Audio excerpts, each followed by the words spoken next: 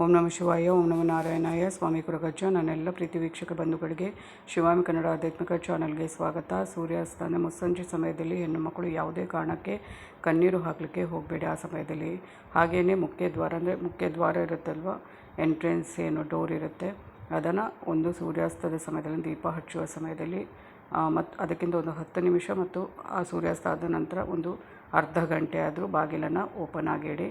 ಆ ಒಂದು ಮಹಾಲಕ್ಷ್ಮಿ ಅಮ್ಮನ ಒಂದು ಪ್ರವೇಶ ಆಗುವಂಥ ಸಮಯ, ಮನೆಗೂ ಒಳ್ಳೆಯದು. ಆ ಸಮಯದಲ್ಲಿ ಯಾವತ್ತೂ ಬಾಗಿಲನ್ನು ಹಾಕಿ ಕೂತ್ಕೋಬೇಡಿ ಒಳಗಡೆ, ಒಳ್ಳೆಯದಲ್ಲ. ಅದ್ರ ಬಗ್ಗೆ ಮಾತಾಡ್ತೇನೆ. ಅದಕ್ಕಿಂತ ಮುಂಚೆ ಚಾನಲ್ ನೋಡ್ತಾ ಇದ್ದರೆ, ನೀವು ಯಾರು ಸಬ್ಸ್ಕ್ರೈಬ್ ಮಾಡ್ತಾ ಇದ್ದರೆ ದಯವಿಟ್ಟು ಸಬ್ಸ್ಕ್ರೈಬ್ ಮಾಡಿ. ಸಬ್ಸ್ಕ್ರಿಪ್ಷನ್ ಫ್ರೀ ಆಗುತ್ತೆ.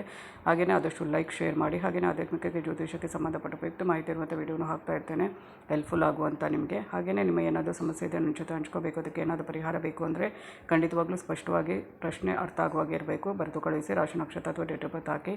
ಹಾಗೆಯೇ ರಾಶಿ ನಕ್ಷತ್ರ ಗೊತ್ತಿದ್ದವರು ಡೇಟ್ ಆಫ್ ಬರ್ತ್ ಗೊತ್ತಿದ್ದರೆ ಖಂಡಿತವಾಗಿ ತಿಳ್ಕೋಬೇಕು ಅನ್ನೋ ಮನಸ್ಸಿದ್ರೆ ಅದನ್ನು ಕೂಡ ಕೇಳ್ಬೋದು. ಖಂಡಿತವಾಗ್ಲೂ ರಾಶಿ ನಕ್ಷತ್ರನ ಗುರುತಿಸಿ ಹೇಳ್ತೇನೆ. ಯಾರಿಗಾದರೂ ನನ್ನ ಚಾನಲ್ ಮುಖಾಂತರ ನಿಮ್ಮವರಿಗೆ ಒಳ್ಳೆಯ ರೀತಿಯಲ್ಲಿ ವಿಶ್ ಮಾಡಬೇಕು ಅಂತ ಇದ್ದರೆ ಖಂಡಿತವಾಗ್ಲೂ ಅದನ್ನು ಬರೆದು ಕಳುಹಿಸಿ. ಖಂಡಿತವಾಗ್ಲೂ ವಿಶ್ ಮಾಡ್ತೇನೆ ನಿಮ್ಮ ಪರವಾಗಿ.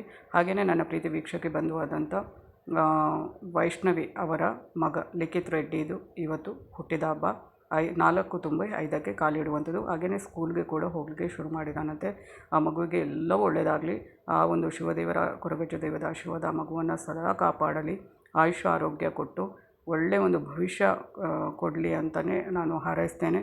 ಭವಿಷ್ಯ ಒಳ್ಳೆಯದಾಗಲಿ ಆ ಮಗುವಿದ್ದು ಅಂತ. ಹಾಗೆಯೇ ನಾನು ಕೂಡ ಮನಸ್ಸು ತುಂಬಿ ಹಾರೈಸ್ತಾ ಇದ್ದೇನೆ ಆ ಮಗುವಿಗೆ. ಹುಟ್ಟುಹಬ್ಬದ ಆರ್ಥಿಕ ಶುಭಾಶಯಗಳು ಲಿಖಿತ್. ಮಗು ಒಳ್ಳೆಯದಾಗಲಿ, ನಿನಗೆ ಎಲ್ಲವೂ ಒಂದು ಸುಖವಾದ ಒಂದು ಜೀವನ ನಿನ್ನದಾಗಲಿ ಅಂತ ಮನಸ್ಸು ತುಂಬಿ ಹಾರೈಸ್ತಾ ಇದ್ದೇನೆ. ಹಾಗೆಯೇ ನಾನು ಈಗಾಗಲೇ ಹೇಳಿದೆ, ಹೆಣ್ಣು ಮಕ್ಕಳು ಮನೆ ಒಳಗಡೆ ಒಂದು ಮುಸ್ಸಂಜೆ ಹೊತ್ತಿನಲ್ಲಿ ಕಣ್ಣೀರು ಹಾಕಬೇಡಿ ಅಂತ. ತುಂಬ ಅಂದರೆ ಹಿಂದೂ ಧರ್ಮದಲ್ಲಿ ಎಲ್ಲದಕ್ಕೊಂದು ನೀತಿ ಅಂತ ಇರುತ್ತೆ ಅಲ್ವಾ, ಅದನ್ನು ನಾವು ಪಾಲಿಸುವುದು ನಮ್ಮ ಒಂದು ಆದ್ಯ ಕರ್ತವ್ಯ. ಅಂದರೆ ಮುಸ್ಸಂಜೆ ಹೊತ್ತಿನಲ್ಲಿ, ಅಂದರೆ ಸೂರ್ಯಾಸ್ತ ಆಗುವ ಸಮಯದಲ್ಲಿ, ದೀಪ ಇಡುವ ಸಮಯ ದೇವರಿಗೆ, ಆ ಒಂದು ಸಮಯದಲ್ಲಿ ಯಾವುದೇ ಕಾರಣಕ್ಕೂ ಕಣ್ಣೀರು ಹಾಕಬೇಡಿ. ಮಹಾಲಕ್ಷ್ಮಿ ಅಮ್ಮ ಬರುವಂಥ ಸಮಯ, ದೇವರು ಒಂದು ಹಸ್ತು ಅಂತ ಹೇಳುವ ಸಮಯ ಕೂಡ ಆಗಿರುತ್ತೆ. ಮತ್ತು ಮಹಾಲಕ್ಷ್ಮಿ ಅಮ್ಮ ಒಳಗೆ ಬರುವಂಥ, ಮನೆಯ ಒಳಗೆ ಬರುವಂಥ ಸಮಯದ ಸಮಯದಲ್ಲಿ ಬಾಗಿಲನ್ನು ಕೂಡ, ಮುಖ್ಯದ್ವಾರದ ಬಾಗಿಲನ್ನು ಕೂಡ ಓಪನ್ ಆಗಿಡಿ. ಯಾವತ್ತೂ ಮುಚ್ಚಿ ದೀಪ ಇಡಬೇಡಿ. ಬಾಗಿಲನ್ನು ಮುಚ್ಚಿ ಅಥವಾ ಒಳಗೆ ಕೂತ್ಕೊಳ್ಬೇಡಿ ಆ ಒಂದು ಸಮಯದಲ್ಲಿ. ಅಂದರೆ ನಿಮಗೆ ಗೊತ್ತಿರುತ್ತೆ ಸೂರ್ಯಾಸ್ತ ಯಾವಾಗ ಆಗುತ್ತೆ, ಅದಕ್ಕಿಂತ ಒಂದು 10 ನಿಮಿಷದ ಮುಂಚೆ ಮತ್ತು ಸೂರ್ಯಾಸ್ತ ಆದ ನಂತರ ಒಂದು ಇಂತಿಷ್ಟು ಸಮಯ ಎಷ್ಟು ಆಗುತ್ತೋ ಅಷ್ಟು ಸಮಯ ಮುಖ್ಯದ್ವಾರವನ್ನು ಓಪನ್ ಆಗಿಡಿ. ಮತ್ತು ಯಾವುದೇ ಕಾರಣಕ್ಕೂ ಬಾಗಿಲನ್ನು ಮುಚ್ಚಿಕೊಂಡು ನೀವು ದೀಪ ಹಚ್ಚಲಿಕ್ಕೆ ಹೋಗಬೇಡಿ. ಮತ್ತು ಆ ಸಮಯದಲ್ಲಿ ಬಾಗಿಲನ್ನು ಹಾಕಬೇಡಿ, ಯಾಕೆಂದರೆ ಮಹಾಲಕ್ಷ್ಮಿ ಬರುವಂಥ ಸಮಯ.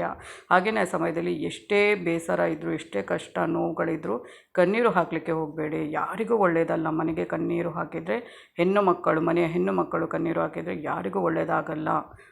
ದಾರಿದ್ರ್ಯ ಸುತ್ತಕೊಳ್ಳುತ್ತೆ, ನೆನಪಿಡಿ. ಆ ಒಂದು ಸಮಯದಲ್ಲಿ ಬಾಗಿಲನ್ನು ಕೂಡ ಓಪನ್ ಆಗಿಡಿ. ಎರಡೂ ಈ ಒಂದು ಇದನ್ನು ನೆನಪಲ್ಲಿ ಇಟ್ಕೊಳ್ಳಿ. ಇದನ್ನು ಒಳ್ಳೆ ರೀತಿಯಲ್ಲಿ ಇದೆಲ್ಲ ಮಾಡೋದ್ರಿಂದ ಇದ್ದರೆ ಎಲ್ಲವೂ ಒಳ್ಳೆಯದಾಗುತ್ತೆ, ಇಲ್ಲಾಂದರೆ ಕೆಟ್ಟದಾಗುತ್ತೆ.